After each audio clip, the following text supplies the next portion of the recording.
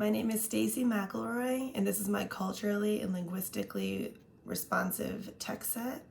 I have a set of 10 picture books that I can use in my classroom that represent different cultures, different races, different languages. Right now, I am a kindergarten teacher in a homogeneous classroom. So all of my students are native English speakers, and they're all the same race. They're all African American students. So the first book I looked at is called Different is Good. And this is written by Rebecca J. Jackson and Phelan Good. So this story it kind of tells you a little bit in the beginning. A children's picture book about racism and diversity to help teach kids equality and kindness. And this book is really, really cute. It's about a main character. His name is Ashura. And Ashura's skin tone is darker than the rest of his family. So he talks about having a dad who's light-skinned, a mom who's a little bit brown, and a little brother who's a little bit lighter skinned than he is. And when Ashura goes out in the community, he is bullied. They call him Darky. That's his family. But they call him Darky and just other really ignorant names. And so he gets a little stressed and worried about going out in the community and going to the park because he doesn't want to hear those names. It makes him sad. Until one night, a little monster who looks different shows up and hears his thoughts and kind of talks him through what it's like to be different and how beautiful it is to be different. This story has a lot of different racial representations. There's kids of all different skin tones, different colored hair. There's a little girl, she's wearing a hijab, and she talks a little bit about having a different faith and belief than other people do, and how there's beauty in that and how it makes her happy. There's also a different language representation in here. There's also, they talk about having, one of the kids in the book has two dads. So it also talks about how everyone's family is different as well and how people's families operate differently, and it's just a different dynamic, but there's beauty in it all and it brings people happiness. And by the end of the story, he feels more comfortable in his skin and is more proud of who he is and how he looks. So this was a really cute story that I could definitely read in my classroom.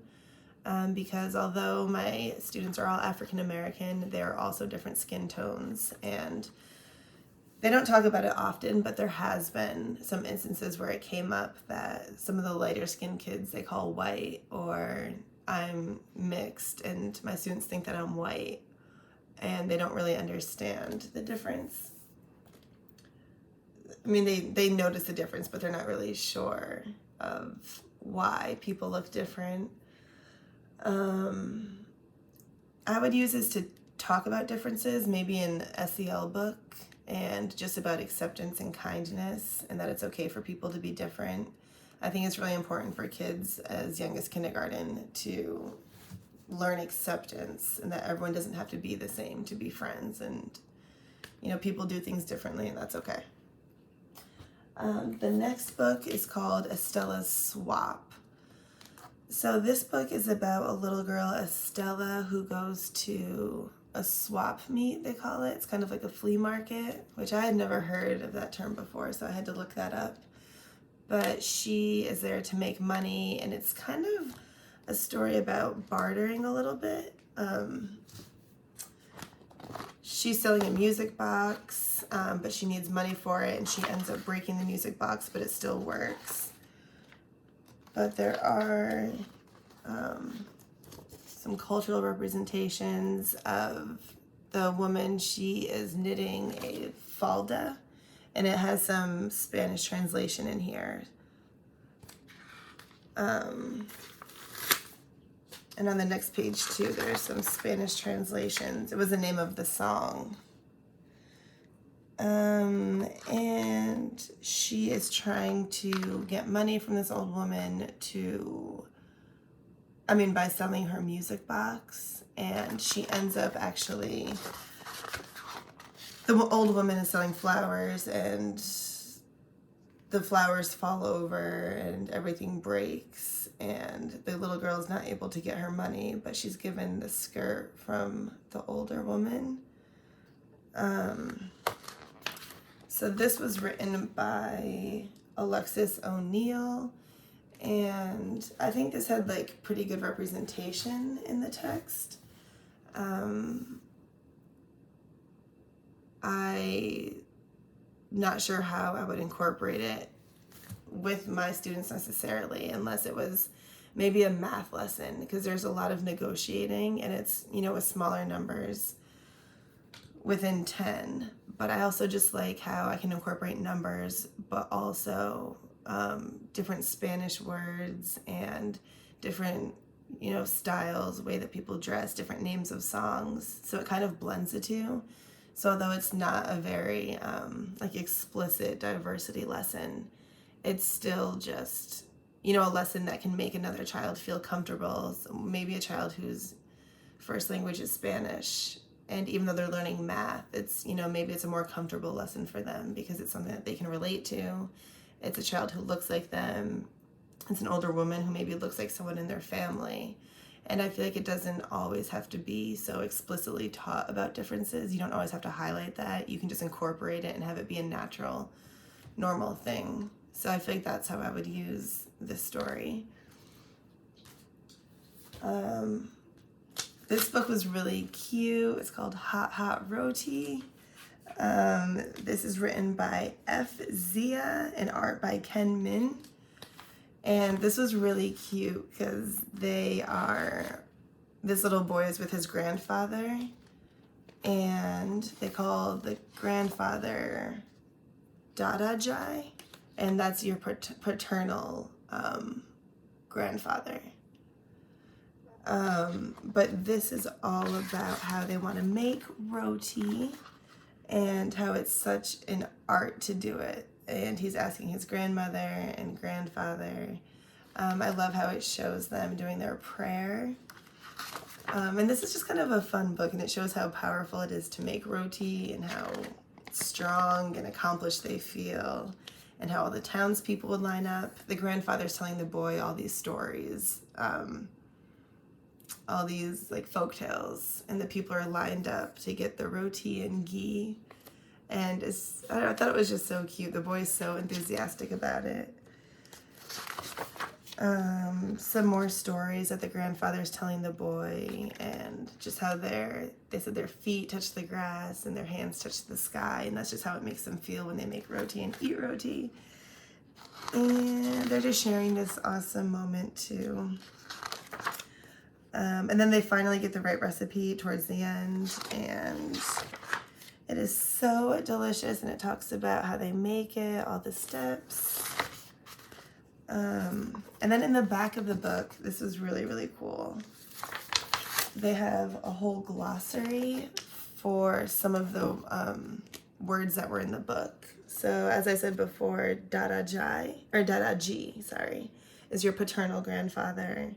They have I hi, oh dear. So there's all of the terms, and then also how to pronounce them, as well as the definition in the end. So I thought that was really cool that they included this. Because especially when it's unfamiliar words, sometimes it's hard to pronounce, and then it kind of takes away from the fun of the story. But I thought this one was really, really cute. And I have a couple of books coming up that talk about cooking and bread. And this could be another one that we could do when we do our 5 senses lesson, or measurement, I think would be really cool. But it also, there's another book that kind of touches on it too, but just how, bread is eaten all over the world, and how it's pretty similar in how it's made, but it tastes different or it looks different. And I think this would be a really good way to incorporate math again.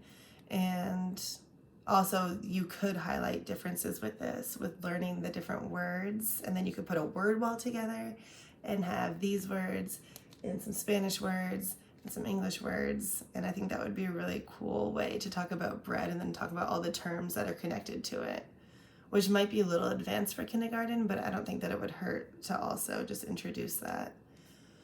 The next one is called Whoever You Are. This one was also really, really cute.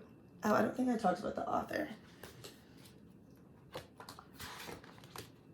The author in this book is, the author was a elementary school teacher who grew up in India.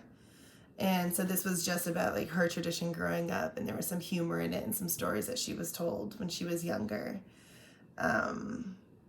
And just some really amazing moments and memories that she has, and that she wants to pass this down to her grandchildren as well. This one, Whoever You Are, this is a pretty basic book. I think that my kids would really love this because the visuals are really, really pretty. And it's also representative of so many different cultures, races, and that's exactly what the book is about. This is written by Mem Fox. She's an Australian author, children's book writer. She is now 76 years old, so she's retired, but she has a passion for writing children's books and just literature and building community and acceptance. And she also highlights how everyone is the same. There's children all over the world who, you know, cry the same, laugh the same, bleed the same, and that was pretty much what was highlighted in this book. So this one starts off with highlighting the differences. So, little one, whoever you are. But then it says how wherever you are, we are all over the world, and it starts to highlight differences, different homes, different skin colors, different faces. This was different schools, different land, different stores, different food, all the differences. But then when you get into it farther, it talks about all the similarities. So now, even though people look different, we all cry the same, you know, we all celebrate the same, you know, work the same or have similar interests. And I thought this page was particularly cool because it talks about how they have different homes too. And I thought that was really significant with my kids in particular, just because they have some rough circumstances, and they don't have, I guess lack of a better word, a typical home life. And so I think this book can relate to them a little bit. And I just liked how it touched on the homes, because, you know, obviously we look different, but it's important to know that, you know, your house can look different, your clothes can look different, all of that can look different, but we all still feel the same emotions and, you know, have the same heart. And it kind of talks about empathy. So this is a really cute book. I would use this as a social emotional book too. And just to highlight that you don't always have to look the same as your friends. It's okay to be different, but it's important to treat people with respect and kindness, because people feel the same things that we feel. So yeah, I would definitely use this as a social emotional book, and maybe highlight some emotions. And if I did have some English language learners, I would also do like a word web or word wall, or maybe just like an English, Spanish, or whatever the other language would be, translation with the facial expression in the middle. So maybe a picture of a sad face and a kid crying, and it can say sad or triste, I think it is in Spanish, so that they can see that the face is always the same, but there's a different way to say it. Or if I wanted to elaborate on that, I could do the facial expression and a bunch of different languages of the translation for the word sad. The next book I talked about I analyzed, is called Bread, Bread, Bread. And this is what I briefly mentioned before about the Roti book, is bread is eaten all over the world. And so this is written by Anne Morris. Anne Morris So she was also a teacher in New York City. She's taught at Columbia University, and she was just very devoted to writing and developing children's books. And she's also traveled almost, I guess, all over the world. And Ken Heyman is the one who took the pictures. He's a photojournalist. And, you know, took a lot of these pictures that appeared in other children's books as well. So this is called Bread, Bread, Bread. And this is another, like, pretty simple one. It just has a lot of different pictures of bread. And it says that it can look different. It can be round, flat, long. But everyone eats it, and you eat it in different ways. And, you know, pizza, pretzels, all these different real life pictures, which I think is super cool, because a lot of children's books have illustrations that are drawn or painted. And so this one especially stood out to me because I loved that it was real photos of kids who look different, or grown-ups who look different, people who look different, eating bread that looks different, but it's all bread. And this would be a really good, like, alliteration too. Well, baking bread, bread, bread, bread. If we were learning the letter B sound, that would be kind of interesting. As well as connecting that to our 5 senses lesson, where we could do a baking activity or a different taste test with bread, but also tie in different cultures and just make it a diverse lesson as well. So not explicitly teaching about diversity, but whatever lesson I'm teaching, just tie in how it's relevant all over the world and for other cultures as well. And what I thought was really cool about this book too is that in the back there are, where was it? So there's an index, and all the pictures that were in the book, it tells you where it was taken, and it tells you the type of bread and how they're eating it. So this could be really, really cool for kids to look at, and maybe they could choose different ones that they wanted to try, and we can, you know, connect it with the picture and do a little research project on that. I think that would be so much fun.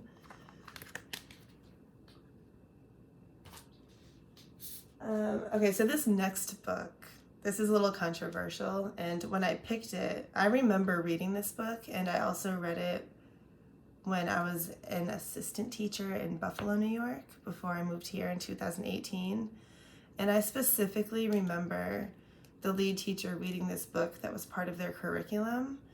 And so I have it in my classroom, but I haven't read it since, I don't know, maybe like 2017, 2018. And so when I chose it, in my mind, I have this memory of it being really culturally relevant. And as I was rereading it again, something just didn't sit right with me. It just felt a little bit off.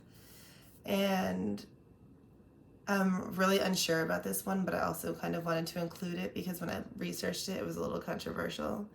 So anyways, it's called Tiki Tiki Tembo. And this one's retold, but the author who wrote it was touching on how Chinese names are short and why they're short. So I looked up this author, but I don't think it's the original author. And when I was looking that up, it just came up with a bunch of controversial stuff and how it's a folktale that's kind of been changed a little bit and passed around. But to explain it briefly, it's a little boy, and he has a really long name. And he has a little brother. So the oldest son's name is, I want to get the whole thing right. Okay, so there's 2 sons. So the oldest son, his name is Tiki Tiki Tembo no Sarembo Chari Bari Ruchi Pit Peri Pembo, which meant the most wonderful thing in the whole wide world. And then the little brother, his name is just Chung. And yeah, so throughout the story, the little boys are playing by the well, and at first Chung falls in, the younger brother, and they got this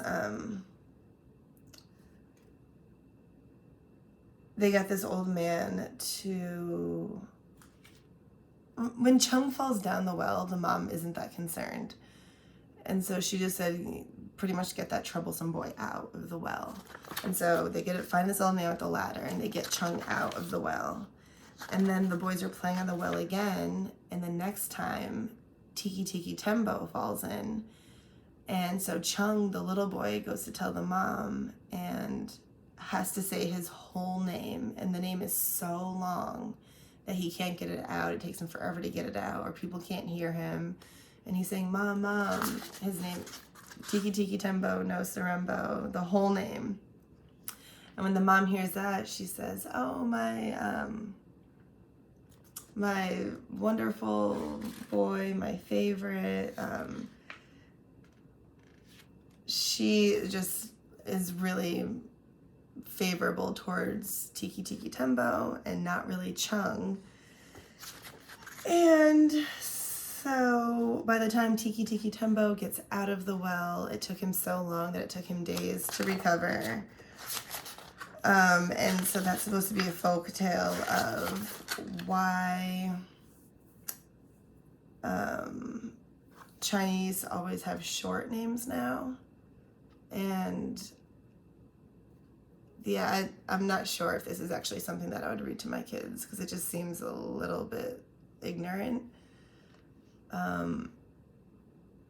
And I know it's like a folk tale and it was passed down, and maybe it was started to be a fun story or something that was, I don't know, just passed down from generation to generation. But I did look it up, and there was something interesting that I saw about this one.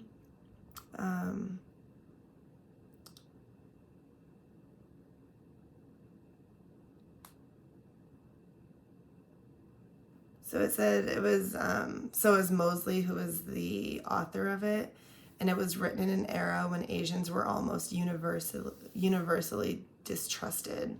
The communist Chinese were considered an enemy of the United States, and the U.S. was in the middle of a Vietnam War following the Korean conflict.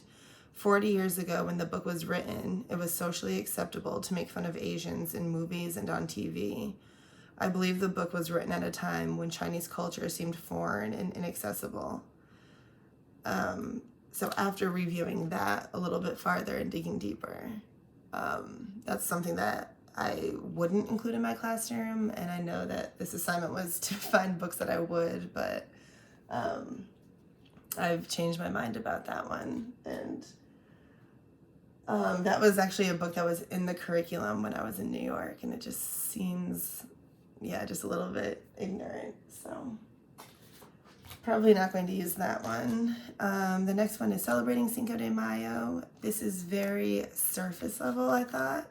Obviously, it's, you know, it touches on the Mexican independence. Let's have a fiesta. So there are some words, you know, it shows the flag, it shows people dressed up. But I think I would take this a little bit further and maybe do some translations of certain words. Maybe street or dress, children. So this is just a very basic book that says, let's celebrate Cinco de Mayo, it's independence, and then there's sombreros and piñatas and festivals and that stuff, which I think is super cool. I just think that I would also try to make it a little bit, like dig a little bit deeper in it. So I think this would be a good introduction book to it, or maybe after it was just introduced around Cinco de Mayo, but I think I would definitely dig a little bit deeper and maybe do some translations with this, and also put up some pictures maybe. Also, this author I couldn't find any information on, but I did see that she wrote another book, which was called A Gray Attitude, and that book was described as having really good vocabulary and fluency and reading comprehension built into it. And it also said that that book was really good for ESL and ELLs. And when I looked at this book specifically, it didn't really say much about her at all. It was really hard to find. So, yeah, I think this is something that we could use around the time of Cinco de Mayo and just introduce it, and then maybe elaborate more with different videos, different celebrations, different translations. And if I did have some ELLs, I would definitely dig a little bit deeper and try to introduce more of the culture into the classroom, maybe do a project or something of that sort. Okay, and the next one is Mama Panya's Pancakes. So this is a really cute story. It's a tale from a village in Kenya. This book is really cute. The mom is planning on making pancakes, and the little boy, her son, pretty much invites the entire village. And there's some really awesome pictures. And they're just walking around, and as they approach people, he starts to invite them and invite them and invite them, and gets a little bit ahead of his mom because she can't afford to feed everybody. It doesn't have enough food, but then by the end of it, the people in the village decided to bring stuff. Plantains and fish and some milk and just a bunch of other things. So they ended up having an actual feast instead of just the pancakes. So this is kind of a cute community builder. It has kids in the book that look like the kids in my classroom, although the setting is a little bit different than what they would have ever experienced, but they look like them, and I think this would be a good connection to your roots and where people come from and how people that look like you live differently. And also just kindness. It was nice as a little boy to want to invite everybody, and how everyone showed up and was really grateful to be a part of it and brought food and contributed to everything. So I thought that was really cute. And then this one also in the back, it talks about village life. It talks about the people in Kenya. It talks about the schools, just what their culture, what their day-to-day is like, some plants and animals that they might see. And this one is also really cool because it has Kiswahili translations and greetings. And so it talks a little bit about the language and what Kiswahili means, and it in literal translation, it means the language of the coast people, because Swahili means coast people. And so it does give you the translations of very simple greetings and phrases of, hi, how are you, sir or Mr., thank you, Mr., you're welcome. And so this could be a really fun way to incorporate other languages and do a project on, again, cooking. I think that would be cool. So with the bread book, with the roti book, with this book, how the ingredients can be the same, but you can say things differently, and maybe do some type of chart or word work with that, and kind of see the connection, but also see the differences at the same time. I think that would be really powerful. What was interesting about this book also is I looked at the authors and I looked them up to see what they were all about. And it's a couple that's from the United States, but they travel all over the world, and they are they've been to Kenya. So this story was based on something that they experienced of meeting a family in Kenya. But they are social justice people or social justice advocates. They travel to China, Indonesia, Australia, New Zealand, England, Africa. They've been to Kenya and Tanzania. And so they really, I guess, don't identify with this culture, but at the same time, they were part of that community for a little bit, and it's, something that they experienced. So I thought that was kind of cool, how it might not be their roots, but it was also something that was experienced by them. And I think it just has a great message about sharing and being helpful and, community building for sure. All right, and this book is called Just Like Your Daddy. This one is really cute and super relatable to my demographic of children, because they can identify with the character. They have dads that look like this, and the author is Tiffany Parker, and she, I guess in a way, is kind of trying to break the stereotype of Black fathers not being present. And so she says how she was raised by a really good man, and her husband's a really good man, and she wants to show her kids and her son how to grow up to be, great, strong, powerful men. And so this is really a book of affirmations that, you're powerful, you're kind, you can do hard things, and every page is just like your daddy. And there's pictures of dads being present in their children's life and doing these fundamental things with them, getting them dressed, kind of guiding them. Looking out for them, taking them to school, doing their hair, tucking them into bed. So it's just a lot of affirmations. Then at the end, it has affirmations. And I think this is so cute because we say our affirmations in class every single day. And I love that it doesn't identify with the stereotype of Black fathers not being present or Black children not having dads. Because I know that some of my students do or have experienced that. Some of them have said out loud to me, I don't have a dad.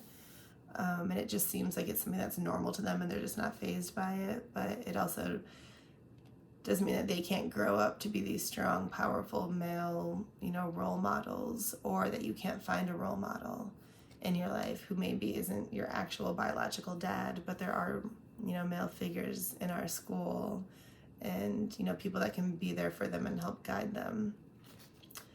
I think that was everything on that one. And the last one that I did is Chicken Sunday. This one kind of got me in my feels a little bit. Something about it was so warm and comforting, and maybe it's because I have people in my life that give the same energy as the grandma does in this story. And this is really cute. So the author is Patricia Polacco. And so this story is her when she was a kid and her two best friends, her two neighbors that she grew up with. So the three of them grew up together. This book is dedicated to them. And she said she lost her grandfather, so this pretty much became her grandmother.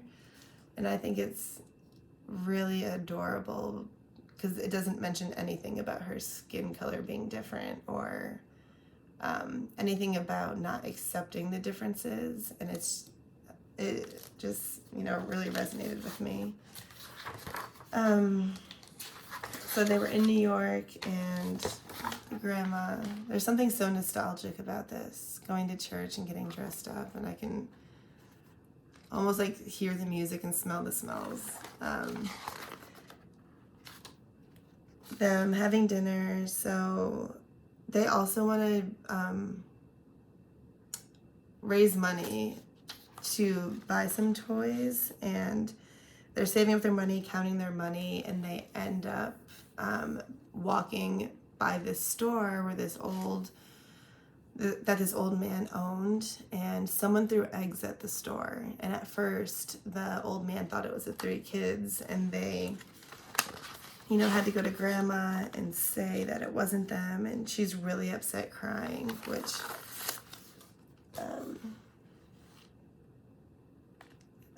makes sense for probably it just makes sense. She was really upset, and she was saying how they have to be good kids and how to be honest kids, but she truly did believe them because she said, I know that you're good kids and I know you didn't do it, but you have to, make it right. And so the kids eventually end up going back to the old man's store and bringing him these beautifully painted eggs, and it's right around Easter. And so the man ends up, having them come in, telling them stories, really connecting with them. And he's a Russian man, and there's actually some Russian language in here too. His name is Mr. Kodinsky, but he calls them chutzpah, You have great courage to be here. Chutzpah, you have chutzpah. So that was really interesting because I don't know anything about Russian, and I kind of like how it incorporates a lot of different languages. I mean, different representation, like culturally. So they all end up having tea together and, you know, selling the eggs. People love the eggs. And yeah, it's just a feel-good. Look at that picture. It's just a feel-good book. You know, it's acceptance, it's love. I'm sure a lot of my students can relate to this as well. And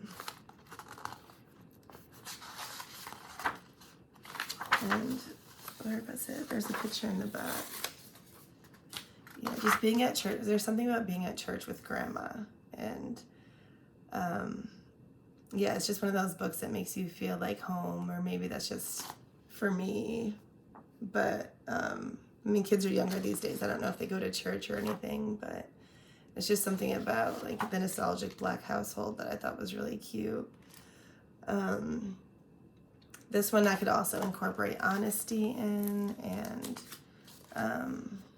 you know, how to make things right, how to be there for people, how to look out for the people that you love and care about. Because they all stuck together through the story. They were all, you know, had integrity and were very honest with their grandmother, very honest with the store man, and how being honest, you know, can make things right.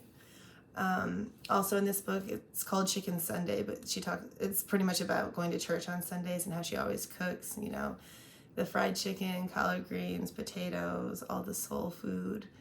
And how this little girl, Patricia, would always come over and hang out with the family, and they accepted her like one of their own as well. And again, it never even talks about race or skin color at all, which is almost refreshing in a way, that it doesn't have to be highlighted and, you know, overly explained that you can accept, you can accept, you can accept. It just is, and it's just a feel-good story that's, you know, about honesty and not about race. And I think that is what made it like a little bit refreshing to read. So all of these texts I could definitely incorporate in my classroom, even though I don't have any ELLs right now. After doing this assignment and analyzing all these books, I think there's so much opportunity for me to do more and for me to bring other cultures in. And even me just reading these books, it kind of, you know, gives you this like warm feeling of acceptance. So these are definitely things that I want to encourage my students to recognize and be, you know, open to. Thank you for listening.